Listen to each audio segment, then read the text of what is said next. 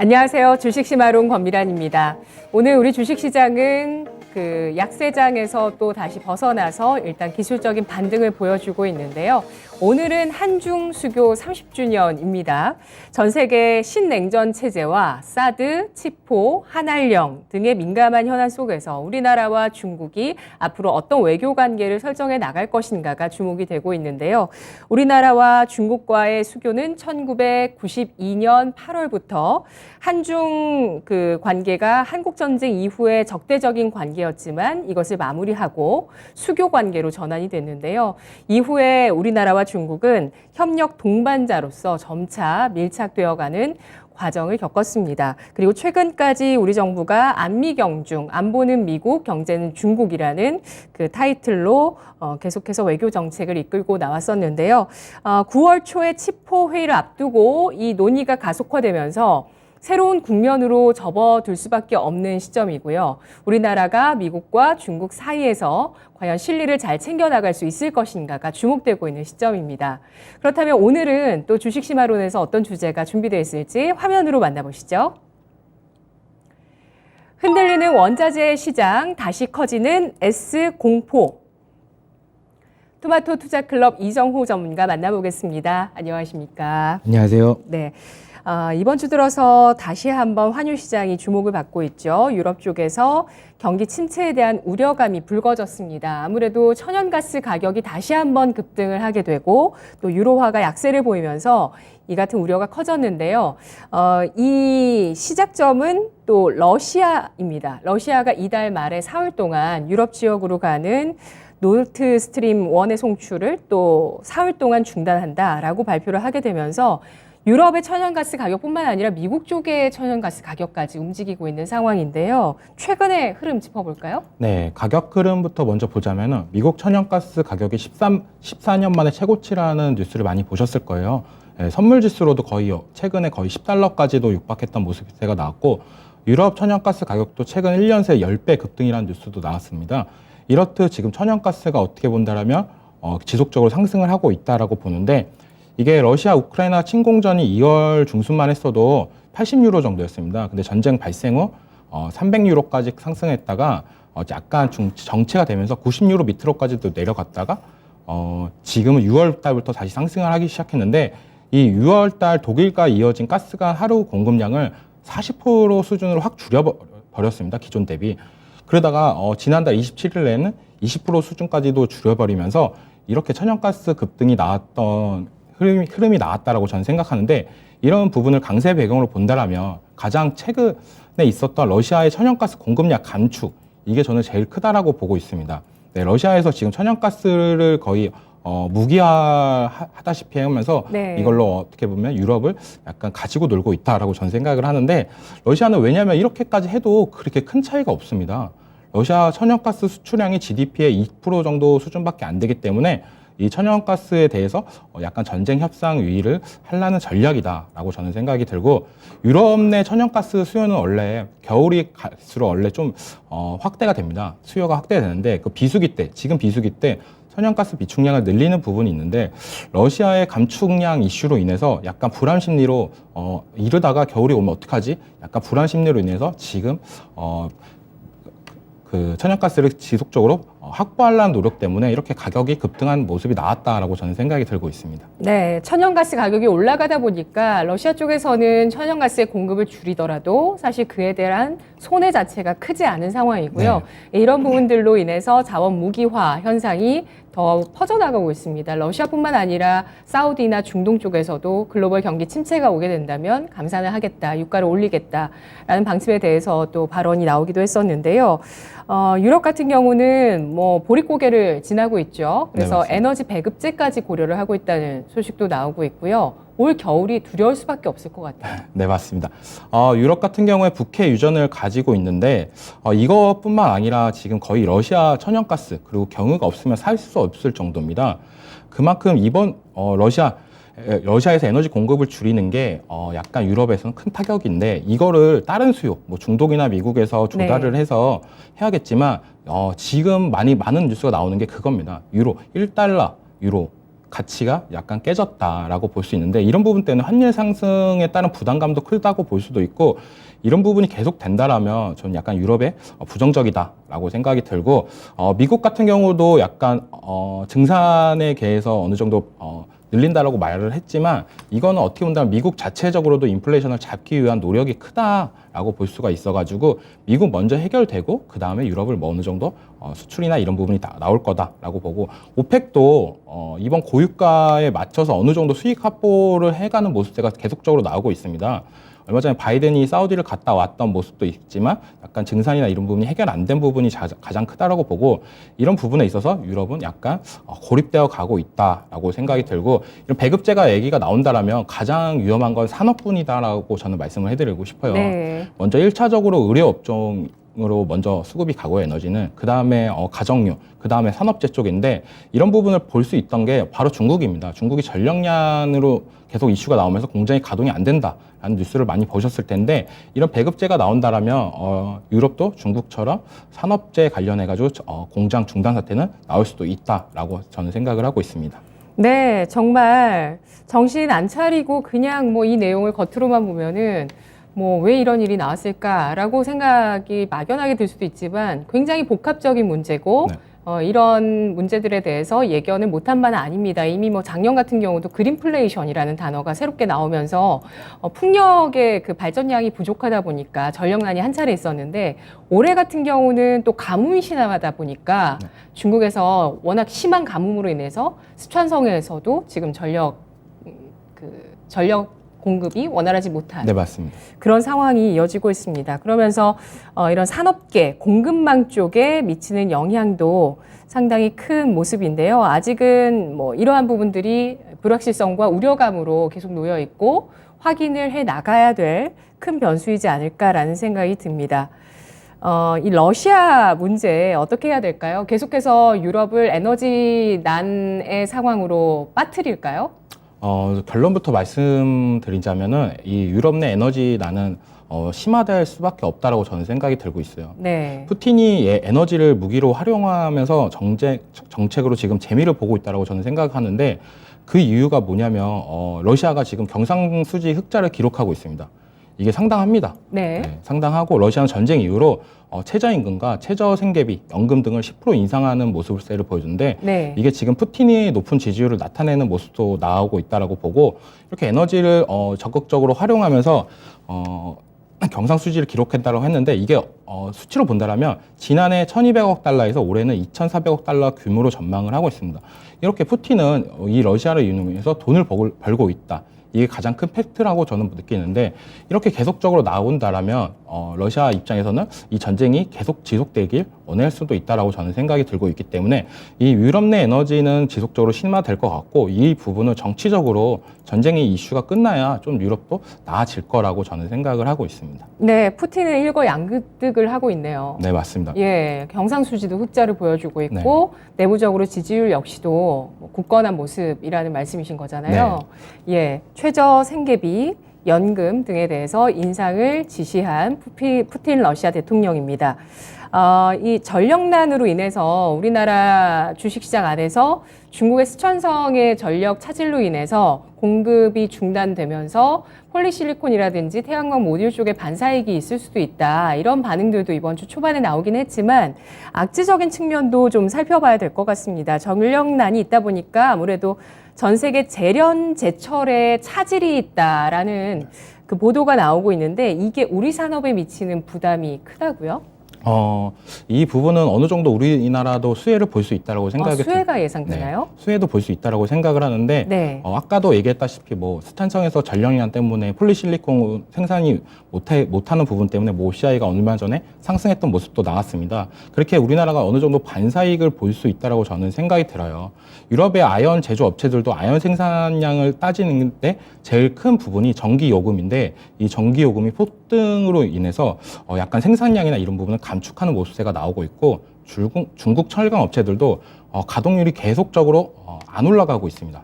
지난해 4월에 70%대를 회복하다가 6월 이후에는 50% 안팎대로 머물고 있는데 네. 이런 부분을 봤을 때 우리나라의 뭐 대표적으로 고려아연 그리고 포스코, 현대제철 등이 수혜를 볼 수 있다라고 저는 생각하는데 가장 중요한 건 그겁니다. 지금 이렇게 원자재가 전력난으로 생산이 안 된다라고 하면 전 세계적으로 약간 경기 침체로 갈 수 있다라고 우려하는 모습대가 제일 크다라고 보기 때문에 이게 단기적으로는 우리나라 기업들한테 이득이 될 수도 있겠지만 장기적으로 볼 때 경기 침체로 넘어간다라면 이런 원자재 회사들이 약간 안 좋을 수도 있다라고 저는 생각이 들고 있기 때문에 약간 단기적으로는 좋고 장기적으로는 안 좋다라고 말씀을 해드리고 싶어요. 네. 전력난으로 인한 생산 차질, 공급망 차질로 인해서 우리 기업들이 받을 수 있는 일부 반사 수혜는 있지만 이건 단기적인 사안에 그칠 것이다라고 전망을 하고 있습니다. 전 세계적인 경기 침체, 특히 이 원자재와 에너지 가격의 상승으로 인한 경기 침체가 유럽 쪽에 발생을 했을 때 우리나라 같은 경우도 유럽 쪽으로 수출하는 부분들이 많이 있기 때문에 이런 글로벌 경기 침체에 따른 우리 수출 기업이 많은 우리나라 입장에서 또 부담감이 클 수밖에 없는 상황이 중장기적인 여건이라고 설명해 주셨는데요. 또 가격이 올라갈 것으로 예상되고 있는 쪽이 있습니다. 3분기에 곡물 가격 상승 전망이 나오고 있는데요. 어떻게 예상하시나요? 지금 3분기 곡물가 강세 전망은 이 곡물이라는 게 어떻게 보면은 수입한 지가 2분기 때 수입한 금액을 3분기에 반영한다라고 생각을 하시면 돼요. 그래가지고 2분기 대비 약 16% 정도가 오를 거라고 전망을 하고 있는데 이런 부분은 저는 계속적으로 올라갈 거라고 보고 있습니다. 이게 곡물가 자체적으로 상승세도 문제지만 지금 가장 우려가 되는 건 원달러 환율이 올라가고 있다. 이게 어떻게 보면 곡물가 가격까지도 상승을 반영이 되고 있다라고 저는 생각을 하고 있기 때문에 이 곡물가 강세는 지속적으로 나올 거라고 저는 생각하고 3분기를 떠나서 이제 또 있으면 겨울이잖아요. 겨울이나 이런 부분 때는 약간 추수나 이런 부분이 더 수확량이 줄 수밖에 없기 때문에 이 부분은 뭐 내년까지도 지속적으로 우려가 되고 있습니다. 네.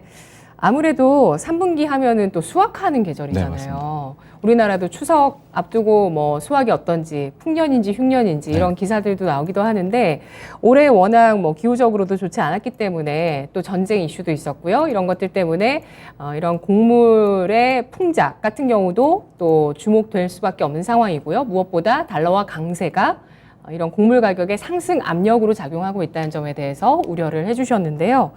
원재료 가격의 상승으로 인해서 음식료 쪽에서는 꾸준한 가격 인상이 이어지고 있습니다. 농심 같은 경우에 지난해 8월에 모처럼 가격 인상을 하고 네. 올해 3월하고 또 이번에 제품 가격 인상 발표를 했는데요. 음식료품 관련주 어떻게 보실까요?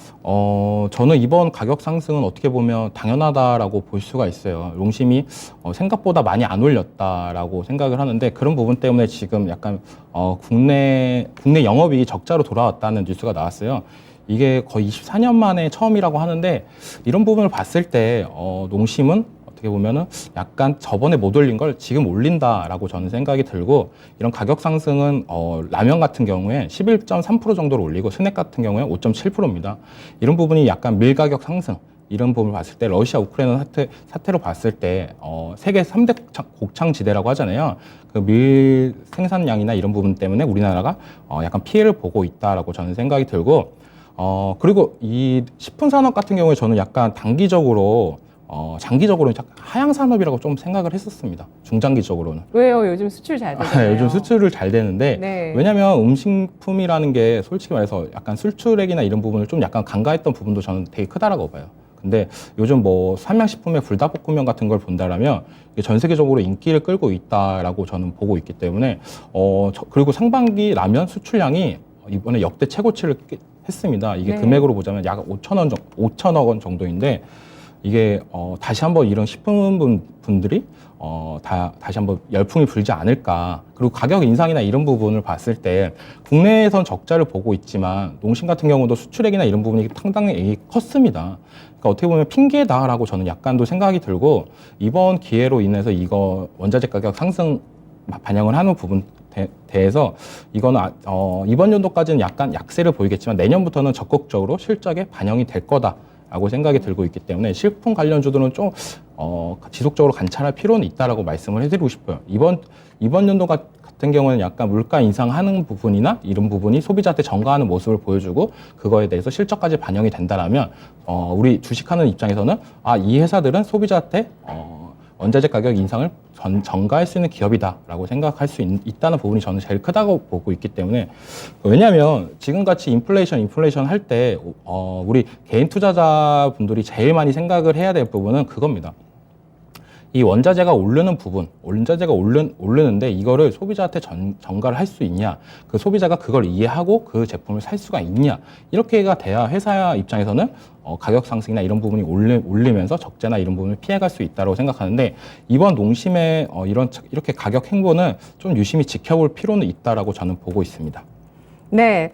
이렇게 빌미가 있을 때 가격을 올려줄 수 있는 기업, 특히 뭐 브랜드력이 굉장히 좋거나 네, 아니면 뭐 필수 소비재 같은 경우는 아무리 가격이 올라도 딴 게 그래도 라면보다 더 싸고 만족스럽게 한 끼 할 수 있는 거 있을까요? 네, 맞습니다. 저는 없다고 생각하거든요. 네, 저도 뭐 라면이 지금 뭐 거의 1,000원대 정도면 사는데 네. 안성탕면이나 이런 건 거의 가격도 잘 안 올립니다. 예, 그런 부분을 봤을 때 엄청 싸다. 근데 이번에 약간 걱정되는 건 그겁니다. 우리나라 약간 특성상 가격 인상이 이렇게 급격하게 올라간다라면 약간 2등 업체들이 가격이 안 올랐을 때 약간 더 올라가는 모습세가 나오고 있기 때문에 2등 업체들이 점유율이 늘어날 수 있다는 것 때문에요. 예. 약간 그런 부분을 봤을 때 농심이 지금 어떻게 보면 우리나라에서 원탑이지만 그래서 오뚜기랑 이 삼양식품도 좀 눈여겨보는 종목 중에 하나다라고 말씀을 해드리고 싶어요. 네, 농심의 국내 그 영업이익의 적자 같은 경우는 가격 인상의 빌미가 되었다. 네. 따라서 이런 부분들이 가격 인상 이후에 내년 정도에는 실적에 더 보탬이 될 수 있고 또 주가 역시도 상승세가 더 남아있다라는 판단을 해주고 맞습니다. 계시는 겁니다. 그리고 또 농심만 올리고 다른 쪽에서 안 올렸을 때 그 격차를 이용해서 점유율 변화가 있을지도 한번 좀 지켜봐야 되겠는데요. 제가 좋아하는 신라면 10.9%, 새우깡 6.7%. 둘 다 제가 좋아하는 건데 다 이렇게 올라가네요. 그리고 원자재 가격이 상승을 하게 되면서 여러 가지 섹터들 가운데서 종합상사주의 실적 전망이 상향 조정되고 있다는 소식도 들려오고 있어요. 어떻게 네. 봐야 될까요? 이 종합상사 기존에는 어떻게 본다라면 우리가 해외에서 싼 물품을 갖고 와서 우리나라에 판다, 아니면 뭐 중개를 한다, 뭐 이런 느낌의 종합상사였다면 네. 지금은 어떻게 본다면 에너지 기업으로 적차 변모를 하고 있다라고 저는 생각이 들어요. 체질 개선도 있다는 말씀이세요? 네, 맞습니다. 네, 그런 부분을 봤을 때 대표적으로 지금 시장에 관심을 받고 있는 종목 두 종목이 있다라고 보는데 네. 포스코 인터내셔널과 그리고 LX 인터내셔널이 있습니다. 이 포스코 인터내셔널은 미얀마의 가스전을 보유하고 있다라는 이유로 약간 에너지 관련주로 편입이 된 모습이고 LX 인터내셔널은 인도네시아 그리고 호주 등의 석탄, 강산 그리고 판유 공장 등에 투자를 하고 있는 모습으로 둘 다 약간 원자재 관련 종목으로 편입이 됐습니다. 그러면서 이 회사가 테마성만 타는 게 아니라 실적까지도 좋게 나왔어요. 두 회사는 2분기 사상 최고 분기 실적을 달성을 했던 모습인데 이런 부분을 봤을 때 저는 아직도 저평가다라고 보고 있고 포스코 인터내셔널 같은 경우에는 12개월 선행 PBR이 5배 그리고 LX 인터내셔널 경우에는 3배 정도로 아직까지도 충분히 네. 저평가라고 말씀을 해드리고 싶어요. 그만큼 이렇게 저는 제가 제일 좋아하는 회사들이 약간 이런 스타일입니다. 기존에 있던 회사들이 다른 뭐 아이템이나 이런 부분을 변모해 갔을 때 이런 부분 시장의 흐름을 잘 타면서 시장의 트렌드에 맞는 업종을 선택했을 때 시너지는 크다라고 볼 수 있고 이런 회사들이 적극적으로 늘어날 거라고 보고 있고 좀 아쉽다라는 거는 많이 없다라는 거.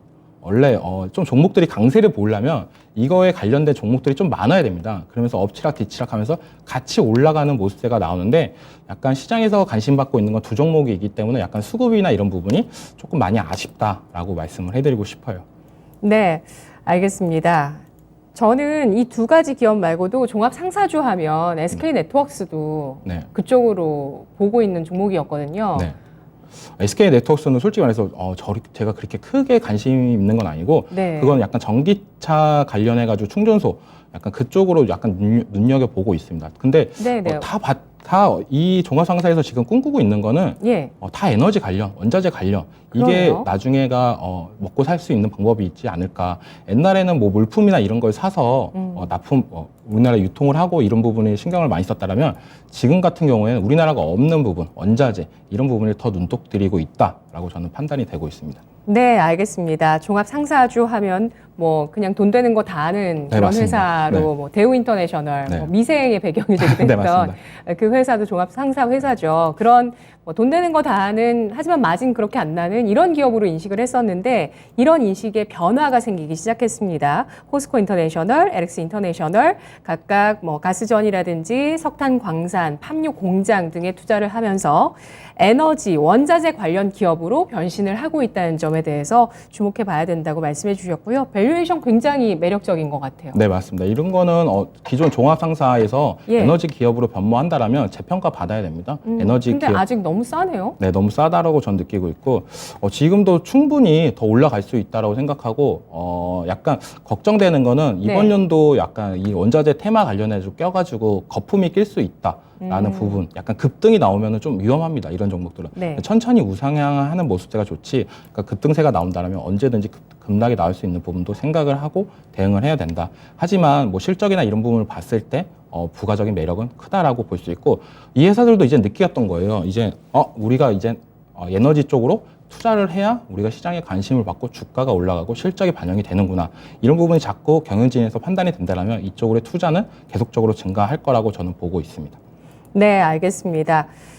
포스코 인터내셔널 12개월 예상 PER 5배, LS 인터내셔널 3배 수준의 거래가 되고 있습니다. 다만 주의하실 부분은 이 기업들이 이런 테마를 타고 거품이 과도하게 끼는 국면이 된다거나 또 이 종목군들 자체가 종목 수가 많지 않기 때문에 시장에서 큰 힘을 발휘하지 못할 가능성도 있다. 다만 꾸준한 우상향의 가능성 예상을 해주셨는데요. 자, 종합적으로 이런 자원 모기화 현상으로 인해서 또 기후 위기로 인해서 물가 상승이 일어나고 있고 이것이 경기 침체를 불러일으킨다는 스태그플레이션에 대해서 여러 이야기들이 나옵니다. 유럽은 이미 스태그플레이션이 진행형이다. 이미 진입했고 진행 중이다라는 평가들도 많아요. 전문가님 어떻게 보십니까? 유럽이랑 우리나라랑 되게 비슷하다라고 저는 느껴요. 유럽이 네. 왜냐하면 생각보다 제조의 강세를 보이고 있고 자원이 생각보다 부족하다라고 느끼는데 우리나라도 약간 그런 부분에서 비슷하지 않나라고 생각을 들고 독일 같은 경우도 얘기해드리면은 뭐 러시아 천연가스 비중도가 거의 50% 정도라고 합니다. 그만큼 러시아의 의존도가 컸다. 그런 나라들이 지금 어떻게 보면은 인플레이션이나 이런 부분이 우려가 계속적으로 되고 있다. 네. 얼마 전에 유럽 쪽에서 급락이 나왔던 부분도 네. 독일의 CPI가 발표되면서 약간 급락이 나왔던 부분 생각한다면 우리나라랑 약간 비슷한 부분도 있고 우리나라 얘기로 약간 넘어간다라면 우리나라가 가끔 그 원자재, 곡물 가격 이런 부분에 가장 민감할 때가 언제인지 아시나요? 혹시 추석 때 밥상 물가가 많이 저는 나옵니다. 환율 얘기하려고 했어요. 추석 때 제일 많이 나옵니다. 일반적인 서민들도 뉴스 보시면 아실 거예요. 추석 때 뭐 마트에서 사면은 뭐 30만 원, 뭐 어디서 재래시장에서 하면 뭐 40만 원, 뭐 이렇게 나오는데 뭐 차례상 물가라고 하죠. 약간 그런 부분이 약간 많이 퍼뜨려 나가면서 본격적인 물가 반영이나 이런 부분 추석 이후로 약간 더 오를 거다. 왜냐하면 추석이나 이런 부분은 전체적으로 나라에서도 많이 막고 있는 모습세가 강합니다. 네. 이번에 농심에서도 가격 인상이 올랐던 모습도 추석 이후로 오른다라고 딱 못을 박았습니다. 그만큼 추석 발상 물가나 이런 부분이 정치적이나 경제적으로 되게 민감한 부분이다라고 저는 생각이 들고 그렇다고 하지만 스태그플레이션이 지금 왔냐라고 생각을 한다라면 저는 아직까지 아니라고 봐요. 경기 침체가 와야 된다고 보는데 아직까지는 우리나라 실적이나 이런 부분을 봤을 때 실적이 좀 탄탄하다. 이게 가장 어느 정도 버텨목이 있다라고 보고 있고 하지만 내년부터는 저는 좀 되게 안 좋게 보고 있습니다. 왜냐하면 지금은 실적으로 어떻게든 버티고 있겠지만 버티고 있다라고 보는데 내년이 온다라면 이런 부분 가격 상승, 원자재 가격 상승이나 이런 부분이 실적이나 이런 부분에 반영을 못한다라고 하면 그때부터는 스태그플레이션이 우려가 된다라고 말씀을 해드리고 싶고 이때 우리가 해야 될 일은 아까도 얘기했다시피 원자재 가격 상승을 한다라면 소비자한테 전가할 수 있는 기업들로 주식 비중을 늘려나가는 방법이 가장 유효하다라고 볼 수 있다라고 말씀을 해드리고 싶어요. 네, 알겠습니다. 이 스태그플레이션, 유럽의 경제 구조를 봤을 때 우리나라도 비슷한 처지다라는 점에 대해서 좀 관심을 가져보자는 의견을 주셨습니다. 그래서 스태그플레이션, 물가 상승 속의 경기 침체 현실화 가능성 충분하다라는 설명이고요. 그리고 또 유럽 같은 경우도 지금 뭐 물가가 많이 올랐죠. 미국은 40년 정도 만에 최고치 물가에서 좀 후퇴했는데 네. 물가 상승이 둔화되긴 했지만 영국 같은 경우는 이 지난주에 나왔던 걸 보면 40년 만에 최고치로 10% 돌파가 맞습니다. 나왔거든요. 그리고 우리나라 같은 경우는 현재 소비자 물가 지수가 한 6% 수준 정도죠. 네, 맞습니다. 예, 여기에서 더 물가가 올라가고 또 경기 침체 시그널이 더 커지는지 여부에 대해서 좀 확인이 필요한 단계입니다. 그 속에서 대안으로 지금 떠오르고 있는 것이 바로 그 에너지 관련주나 원자재 관련주가 되겠는데요. 네. 남은 하반기에 이런 원자재 에너지 특수가 반복될 수 있을지 관련주의 전략을 세워주실까요? 저는 좀 눈여겨보는 종목이 지금 SOE라는 종목입니다. 예. 이 SOE를 왜 보고 있냐? 다들 알고 계실 거예요. 유가 관련주다라고 보시는데 이 SOE 같은 경우 정제 마진이나 이런 부분이 대폭으로 상승을 했다. 그리고 이번 연도에 돈을 많이 벌었다라고 하는 게 제일 큰 이슈라고 봅니다. 거의 이번 연도 실적 영업이익 기대치가 작년 대비 2배 정도로 나타내고 있는데 이 부분이 상당하다라고 말씀해드리고 싶고 그리고 이 원유를 수입할 때 시차가 발생합니다. 원유 수입하고 정제하는 그 시차. 그래서 재고나 이런 부분이 가격 상승 때문에 마진이 더 늘었다라고 볼 수가 있다라고 말씀해드리고 싶고 이 종목 같은 경우는 기업 분석을 보시면 좀 더 자세하게 말씀을 해드리고 싶어요. 원래 뭐 킹 배당. 예. 네, 맞아요. 킹 배당 킹 관련 배당주. 중에 네, 맞아요. 원유 근데 실적 관련주가 안 좋으면은 또 떨어지고 배당이. 네. 이 회사도 배당을 안 줬던 적도 있습니다. 네. 그렇지만 이번에는 이제 실적이나 이런 부분이 화끈하게 올라갔던 부분 그리고 작년에 약 4%대 정도로 배당을 줬는데 네네. 이번 연도 기대치는 작년보다 더 클 거다라고 생각이 들고 있고 영업이익은 이번 연도 예상치가 4조 5천억 정도입니다. 그러면은 이게 4조 5천억이 얼마나 큰 거냐면 거의 LG화학이랑 맞먹는 금액이다라고 말씀을 해드리고 싶어요. 영업이익이 그만큼 큰 부분이 있기 때문에 이 SOE를 좀 탑픽으로 보는데 요즘에 약간 급등세가 나왔어요. 저는 이 종목은 약간 10만 원 이하에서는 좀 매력적인 가격대다라고 말씀을 해드리고 싶은데 네. 지금은 약간 들어가기에는 약간 우려스러운 가격대다. 왜냐하면 좀 마디가 돌파하고 안착하는 부분세가 나오고 나서 들어가는 게 낫지 지금에는 좀 약간 올라타는 느낌세가 되게 강하다라고 말씀을 해드리고 싶고 이 종목 같은 경우는 지금은 유가 관련주로 많이 엮이지만 날이 갈수록 계속 추워진다라면 배당 관련주도 아까도 얘기했다시피 킹 배당 관련주로 편입이 되면서 약간 시장에 관심을 받을 수도 있다라고 생각하는 게 저희 관점입니다. 네, 국제유가가 또 다시 한번 상승을 보여주는 게 중동 쪽의 움직임 때문인데요. 네. 감산에 대해서 언급이 나왔기 때문이죠. 경기 침체가 오면 유가가 하락하는 걸 그대로 보지 않고 감산이라도 해서라도 유가를 올려 세우겠다라는 의지를 보여줍니다. 그러면서 이제 유가가 90달러 선에 대해서 잘 지탱을 하고 있는 상황인데요. S5일 한때는 이렇게 유가가 140달러 선까지 육박을 네. 하면서 부각이 되다가 90달러 선까지 밀려 내려가니까 주가 조정을 받았지만 이제는 다시 한번 배당주로 시장에 주목될 수 있는 시점이라는 점을 주목하고 있습니다. 상반기까지 실적 잘 나왔고요. 그래서 배당 기대가 있다고 합니다. 배당 수익률에 대해서는 지금 예상치가 배당 금액이 7,468원 정도로 나오고 네, 있거든요. 맞아요. 네. 그러면 지금 10만 원 정도로 계산을 해도 네. 배당 수익률이 7.5% 정도 네. 되니까요. 한번 10만 원 아래에서 공략해보자는 의견을 참고해 보도록 하겠습니다.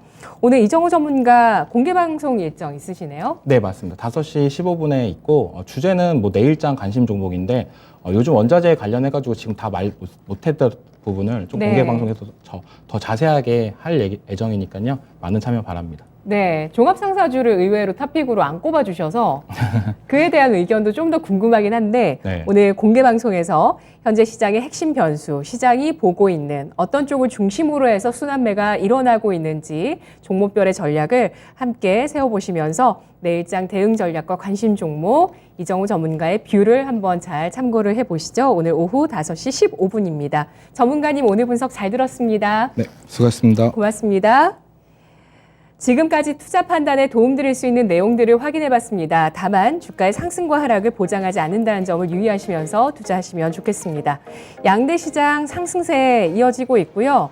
6거래일 만에 상승이다 보니까 일단 올라가는 건 좋긴 한데 여기에서 바닥 잘 잡아줬으면 좋겠다라는 생각들 많이 드시죠? 현재 원달러 환율은 4원의 하락으로 1341원 선에서 거래되고 있습니다.